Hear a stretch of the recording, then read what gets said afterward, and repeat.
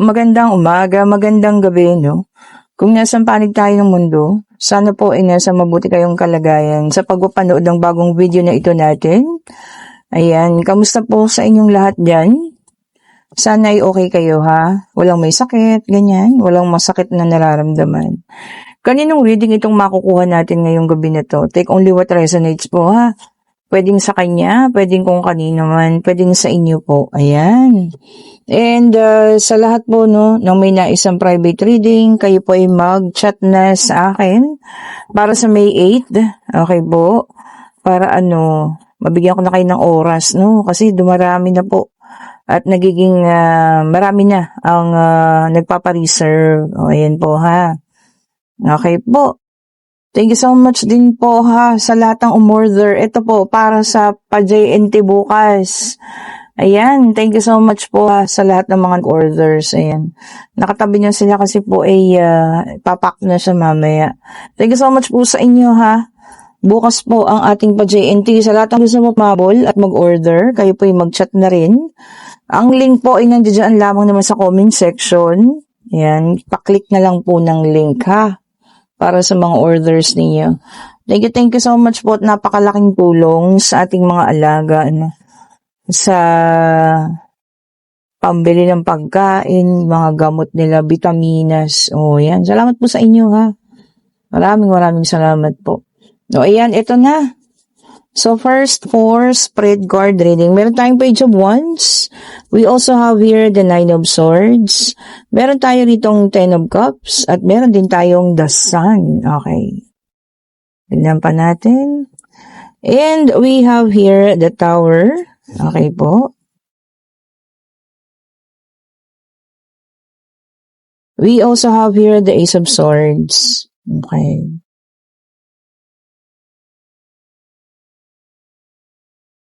Tignan pa natin, ha?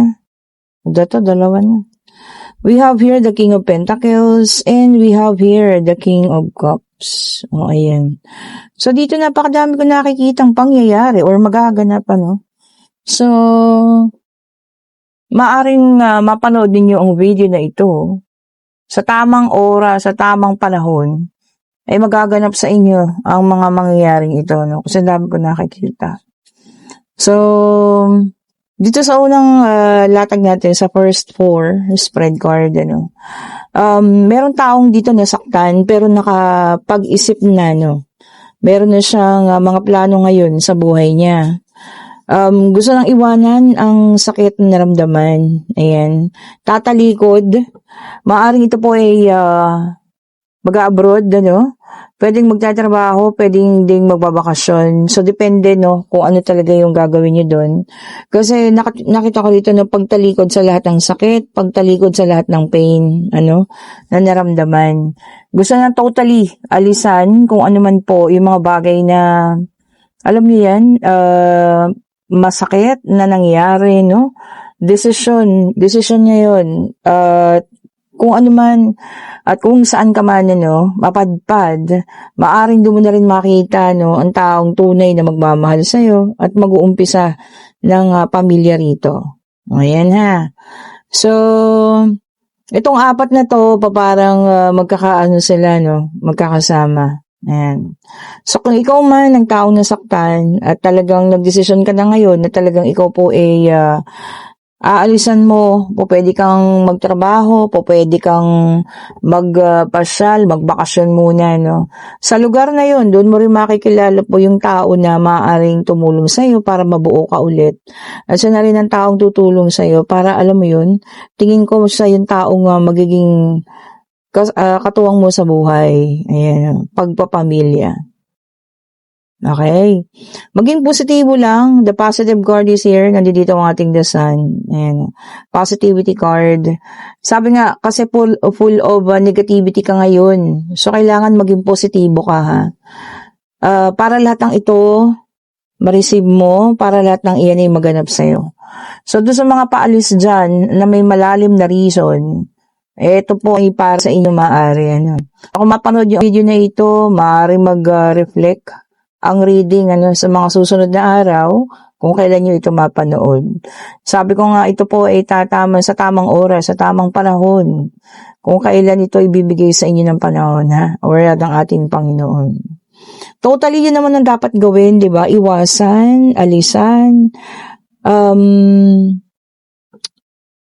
kalimutan na yung mga pangyayari, no? Para ito, no? Yun talagang para sa'yo, taong magbibigay sa'yo ng kung single ka, isang buong pamilya, ayan. Makakilala mo at dumating niya sa buhay mo. And of course, be positive always po, ha. Okay po. And then, meron tayo ditong The Tower. Ayan. Dito naman sa The Tower, no, maaaring merong dalawa tao. Pwede kayo po mag-asawa, girlfriend, boyfriend, na talagang susubukin kayo ng panahon sa The Tower. Okay po. Maaaring magkakaproblema, financial, kung ano man, sa inyong mag-asawa, sa inyong mag-boyfriend, girlfriend, The King of Pentacles and the Queen of Cups is here. So, magiging tawag dito, emotional, ayan. Full of emotions, kayong dalawa. Pero alam niyo yun na dito ang Ace of Swords. So kung ano man ang magaganap dito sa inyong dalawa, clashing of emotions, pagkalubog, ayan, pagkawala, pagkasalat. Ano dito ang Ace of Swords? Meaning ng Ace of Swords, babangon, lalakas ang loob, matatagumpayan yung dalawa. Ayan tignan niyo. Lalo na kung pag-combine ninyo, yung talagang, alam niyo yun, yung power ninyong dalawa, yung sipag, tiyaga, yung pagbibigayan, yung pag-ayos, ng inyong buhay na dalawa, kung pagsusumikapan ninyo. Okay po, magkakaroon ng problema, pero kung gagawa ninyo ng solusyon, na kayo ay magsasama, yung inyong parehas na lakas. Alam niyo bang matatapusan ninyo kung ano man to paparating, or dumating na talagang sobrang bigat na problema. O, diba? Talagang alam niyo yun, wala namang kasing hindi matatapos. So, lahat po ay nangyayari dahil may rason. Maaring masubo kayo dito, dahil nga sa daing ng problema. Napakakintab naman ng ating tingnan niyo. Yung aking citrine, may ilaw-ilaw siya ng kusa. Ang galing. Ayan. So, maraming blessing, Salamat po. May ilaw siya, May kanya-kanya silang ilaw. Ayan. So, ayun po, ha. Kung ano man ang inyong pagdaanan, sabi ko nga, kung magkakaroon kayo ng pagkakataon na talagang harapin ito, na dalawa kayo, yung wala talagang, mag-give up. Malalampasan niyo po yan, ha. Mapapagtagumpayan. Sabi nga, lahat naman ng bagay, pagsubok lang yan. O, diba? So, lahat ng ito po ay pagsubok sa inyo para makita siguro ng Panginoon kung hanggang saan kayo. Kung hanggang saan yung kakayanin at kung hanggang saan ang pagmamahal niyo sa isa't isa. Lalo na sa mga bagong mag-asawa pa dyan or bagong magsasama. Talaga pong matatadtad kayo ng pagsubok, ha. Pero kung haharapin ito na magkasama, may tapang kayo at alam niyo yan, pananalig sa Panginoon. Siyempre po malalampasan niyo yan. O ito, kinuha ko pa itong ating pangalawang deck of cards. Tignan pa natin, ha.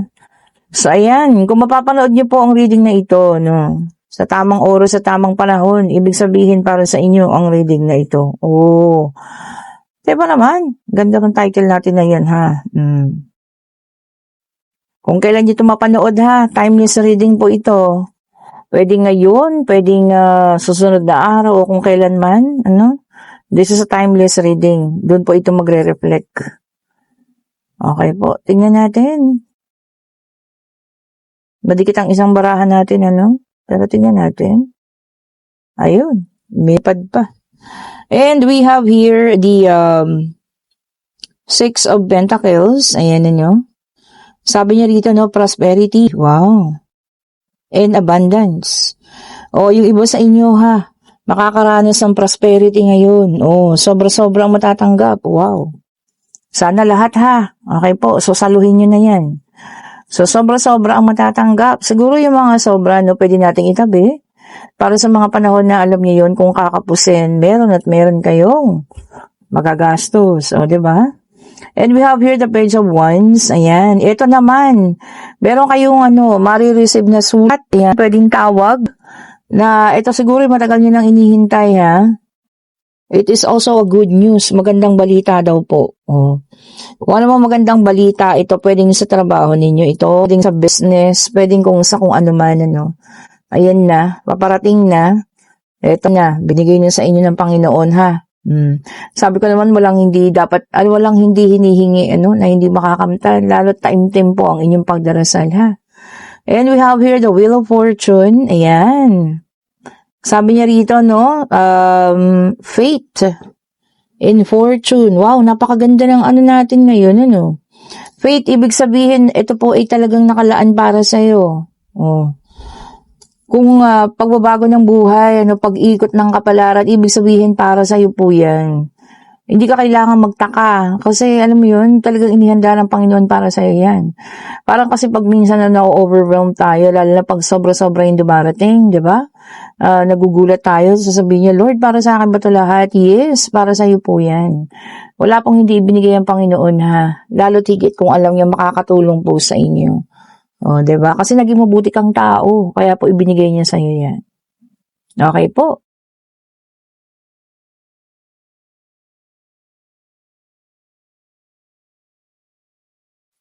And we have the Queen of Pentacles. Ayan.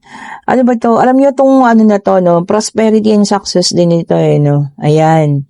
So, ito halos, itong apat na to, about financial. So, saluhin natin. Ibig sabihin marami ang makakakamit ng prosperity and financial stability po, ha. Pero dito sa last part na to, sinasabi niya rin, you're so generous, pero pag-isipan din, at tignan mabuti kung tama yung mga taong binibigyan ng tulong. Oh, di ba? Sa pagiging generous mo. Oh. Napakaganda ng apat na cards na ito, ha. Puro sa financial, pagbuti. Kung yun ang kapalaran mo, sabi ko nga, hindi mo kailangan kontrahin yan.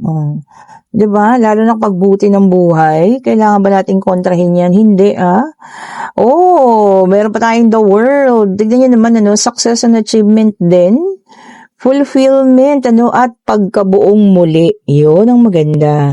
So, ibig sabihin, talagang kung ano man yung mga pinagdaanan from the past, na sobrang nakakabigat, na sobrang halos hindi makayanan, alam mo yun, matatapos na at mabubuo ka pong muli, ha? O, pagiging complete mo raw, pagkabuong muli. Yun ang pinakamaganda doon, diba? Kung sinira ka naman ng ibang tao, alam mo yun, winarak-warak ang damdamin mo, eto na. Diba? Mabubuo ka na ulit. And we have here the Eight of Cups. Sabi niya rito, abandonment. Ayan. At moving forward din. Ito maganda. Kasi alam mo yun, talagang tatalikuran mo na kung ano man yung mga past na mga nangyari, Masakit. Hindi magandang karanasan. Tama yan. Opo, kalimutan na. Meron pala tayong number 10, ha? The number 21 at ito 1. And we have here the Magician. Ayan. Sabi niya rito, directing your will. So, ikaw na. Magmamaneho ng sarili mong buhay. Oh, yun ang maganda. Ibig sabihin kasi natuto na from the past. O, di ikaw na ngayon. Ikaw na mismo ang gagawa ng sarili mong mga plano, tutupad ng mga pangarap mo. O, diba? Maganda po yan. Kasi ibig sabihin, wala nang magmamanipulate sa iyo, wala nang tao makikialam sa iyo. Ikaw na mismo po ang magagawa ng panibagong buhay mo. O, diba? And para sa final card, meron tayong the Temperance na may dalang number 14. Oy. Sabi niya dito soulmates. Oh, ang iba naman sa inyo makakakilala ng inyong soulmate, ha. Alam niyo na, kapag ka soulmate, ibig sabihin yan na. Ito na po, ang taong nakalaan para sa inyo. At hindi niyo siya maiiwasan, Ibig sabihin, kung sa ang dating niya, hindi maganda sa inyo sa umpisa. Sabi rito, magpapakita ulit sa'yo yan. Ito, ipapakita niya yung tunay niyang kalooban. Diba? Mas maganda yun para magkakilala naman kayong mabuti. Okay po. At ito na ang ating pangatlong deck of cards. Ayan ha. Ito pwedeng sa inyo pa rin, kaya kung kanino man take only what resonates. Sabi ko nga ha. Kung kanino man ito magre-reflect. Ayan. At siya po'y tumalon-talon pa. Ayan. Saglit lang po ha. Ayan, ito na siya. Nakuha na natin. And we have here the Two of Cups, water sign, Cancer, Scorpio, and Pisces. O, ayan ha. Ayan, sabi niya rito, mutual attraction. O, ibig sabihin po nito, may taong nagkakagusto sa inyo ha. At maaaring ang taong iyon, crush nyo din. O, parehas kayo na nararamdaman. O, ibig sabihin, baka akala mo, kaya nagiging ganun sa'yo yung tao. Gusto ka lang maging friends ba kayo? O, diba? Pero ang katotohanan pala parehas kayo ng nararamdaman. O, diba? Magugulat ka pa. O, diba?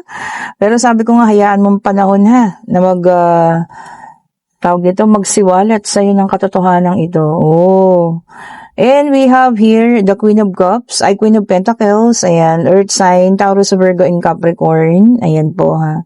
Sabi niya rito, being practical. O, yung iba naman sa inyo, ang pipiliin niyang yung pagiging practical daw. O, which is good.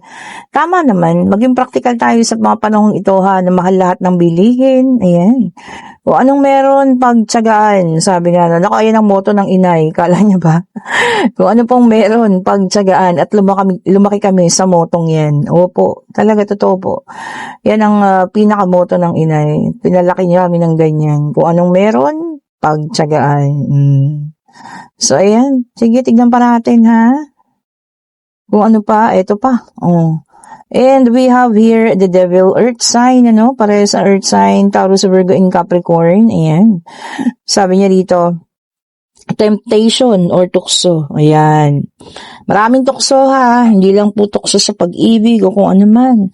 Meron din yung mga nagda-diet dyan, tapos saka pa tinutukso sa mga pagkain. Yun ang mahirap po Magpakatatag kayo sa mga tukso na yan. Lalo na yung gusto mo maging healthy, tapos natutukso ka sa mga pagkain na, ay, naku, sabi ko sa inyo, mahirap silang iwasan. Sa totoo lang po. Yan, tignan pa natin. O, yan ha. Ingat po sa mga tukso. O, diba? Mga tukso na yan. And, we have here the King of Pentacles, Earth sign ulit, Taurus, Virgo, and Capricorn. Ayan. Sabi niya rito,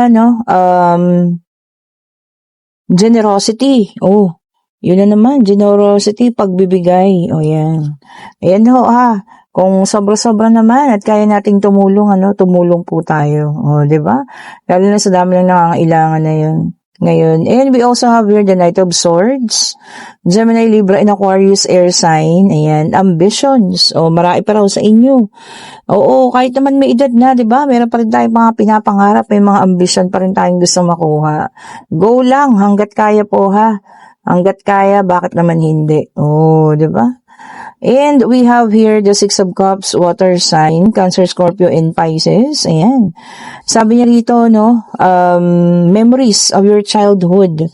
Oh, may makakaalala ng kanyang childhood, Or baka meron din kasama na yung mga, syempre, yung mga past na relationship, puppy love, mga ganyan, And we have here the Empress, Earth sign ulit. Ayan. Sabi rito, accomplishment and growth. Oh. So, meron iba sa inyo, makaroon ng accomplishment. Ayan. At meron din paglago. Pwedeng sa trabaho niyo, pwedeng kung saan naman, business man ito. O, diba? Puro good news tayo ngayon, ha? Para sa inyo po ito. So, take only what resonates. Ayan. Lalo na yung pagdating ng mga financial, mga natin, saluhin natin lahat, Yan, para po talaga sa atin ito. Sabi ko, huwag tayong ma-overwhelm kasi alam niyo yan, hindi bibigay ng Panginoon kung hindi para sa iyo, ha? Sabihin para sa iyo yan. So, ito isa na lang, card. Ayun na. And we have here the Death card, water sign, huwag karutan. Ayan. The Death card is an ending. Pwedeng ending ng paghihirap. Pwedeng ending ng pagkasalat. Pwedeng pagtatapos ng mga panahon na talagang, alam mo yun, walang-wala. Ibig sabihin, mag-uumpisa na. At pagbabago. O, diba? Ang ganda. mula sa walang mga kung ano man, no, financial, yung salat talaga. Papunta na sa pagganda ng buhay, pag-ayos ng buhay, pag-ikot ng kapalaran. Oh, ayan ha. So, sabi ko nga, kung talagang para sa inyo po talaga. Okay po, and take only what resonates ha. Ngayon, kayo po yung magtanong na, pag-ibig, pangyayari, financial, kung ano man ang gusto nyo malaman. Ayan, ating pong tanongin. Divine Universe, ano pong kasagutan? Ayun naman, napakabilis. Kung ano man po ang inyong itinanong ay hindi pa sa ngayon. And this is also a Page of Swords. Ayan ha. Sabi niya rito, no? Think before you speak. Baka mapahama kayo. Kasi baka meron kayong mga sasabihin na hindi pinag-isipan. So, pag-isipan daw po muna, ha? So, eto na, binibigyan na kayo ng babala ng ating mga cards. Ayan. Think before you speak. Okay po. Pag-isipan mo ng mabuti bago natin ilabas ang ating mga saloobin. Tama naman po. Ayan. Kung nagugustuhan yung ating reading, pa-like, pa-share, subscribe and hit the notification bell para lagi kayong updated sa mga bagong videos na nire-release natin. Sa lahat po ng gusto ng ating mga bracelet, ayan. Ulitin ko ha, salamat po sa mga nag-orders. Ang dami nito, no? Thank you so much po sa inyo. At kung kayo po ay may gusto rin, no, i-order sa ating mga bracelet, kayo po ay mag-chat na, nandyan lang po yung link sa comment section. Andyan lang po ako, no? Ako lang po ang makakausap ninyo. At kung gusto niyo rin po ng private reading sa Friday, kayo din po ay mag-chat na. Thank you so much po for watching. Have a great evening. Stay safe po sa lahat. Bye-bye po sa inyo.